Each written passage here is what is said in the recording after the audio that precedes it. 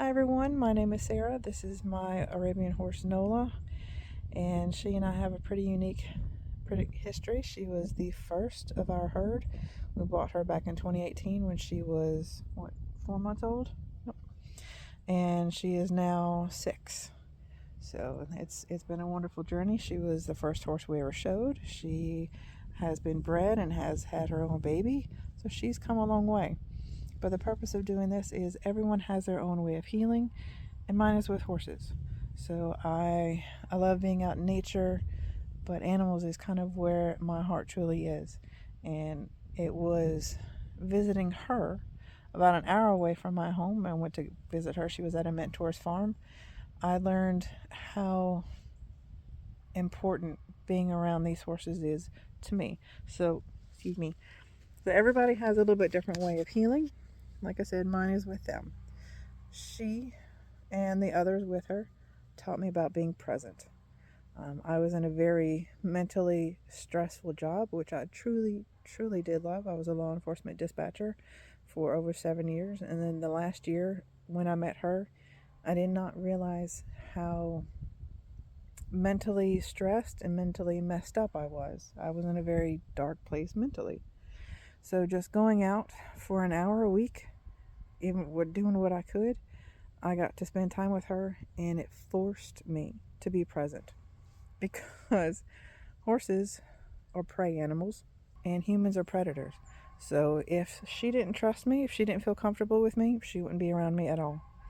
But I have formed a relationship with her, and she allows me just to come stand out here and be in the sunshine with her and just pet on her and love on her. If she didn't feel comfortable, she would leave. You want to say hi?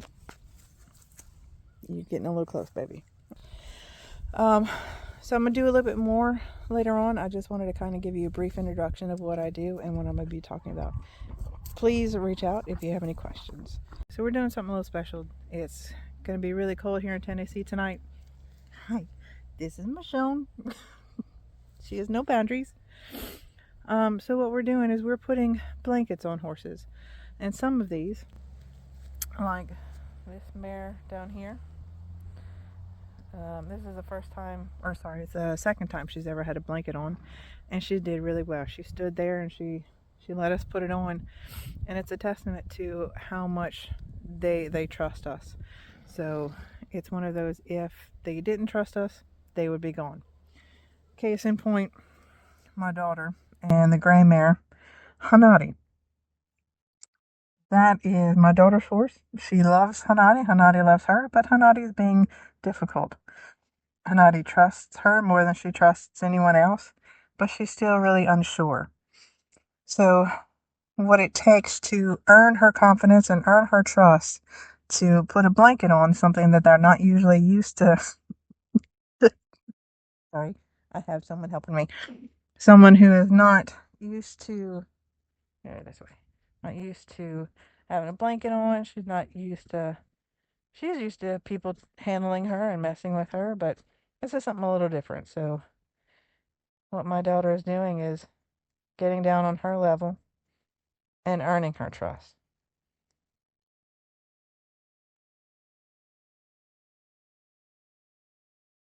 Those two really do have a special relationship, and it's unique to watch everyone deal a little bit differently.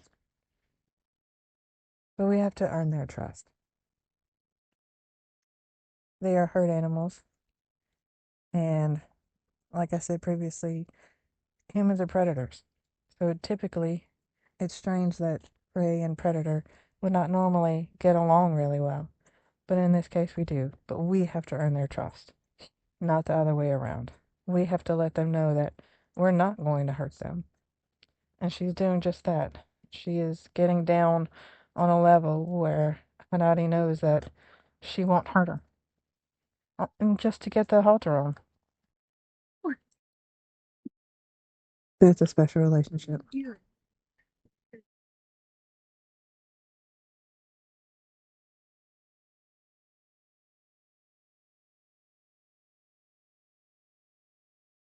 Don't eat my shoes.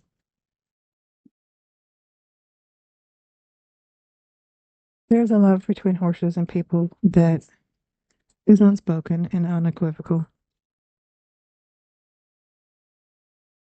You need them just as much as they need you. Granted, there are wild horses that never see people ever, and they do just fine. But for these horses, they're part of our business, they're part of our herd,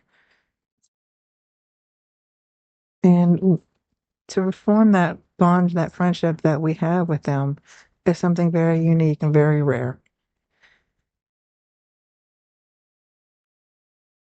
And she'll get her eventually.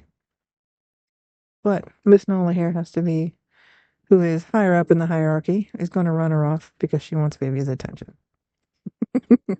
Just in case anybody wondered, she did get her. It took time, but they also teach you patience, which is a virtue that a lot of us don't have. And this one especially, she's incredibly gorgeous, but she will test your patience if you're not careful, but she'll also teach you patience, which is one of the many qualities about her that's amazing. Please ignore the fairy knots in her. They like to ride her at night, along with the others. But Vivi got her. Vivi earned her trust, and it wasn't anything to do that. Now it's time to put a blanket on. One of the things that I love the most about horses is that when you're with them, they force you to be here in the present moment. You have to be aware of your surroundings, especially in a herd dynamic like this. They're going to talk to each other in a way that we don't understand. People who have watched them are able to figure out body language and things like that, but things can change instantly, and they're 1,000 to 1,200 to 1,500 pound animals that's going to move faster than you can imagine. So you always have to be present. You have to be aware. Daydreaming is not a good thing around horses.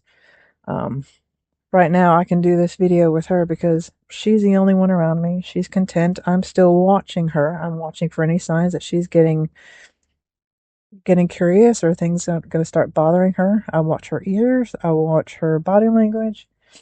I watch her mouth. I watch her tail. I watch everything on her. But it forces you to be present. And that is the most important thing when it comes to healing. You need to be present and need to focus on what you are feeling. Because if you're feeling anger, they're going to feel anger and they're going to run away from it. They feel emotions incredibly well. Yes, I'm talking about you. It's said that they can feel you tense up when you're riding them. So imagine how incredibly sensitive that it makes them. So if they can feel you tighten up the slightest bit when you're sitting on them, they can also feel the aura around you. So if you're upset, if you're scared, if you're tired, if you're happy, if you're whatever emotion that you're feeling, they're feeling it too. And they take their cues from you. So with people who want to use horses to heal, especially like veterans are a good deal, are a good example. Um, if you come with a mindset of anger and aggression, they're not going to let you come near them, no matter how hard you try. So to earn your respect, you have to master your emotions as best you can. Apparently, I'm calm enough to just stand here and let her go to sleep because that's what she's doing right now. She's still paying attention to what's going on, but this is her way. She's calm. She's allowing me to be me and do a video on how much they have helped me. So, any questions? I'm more than happy to answer any. Bye.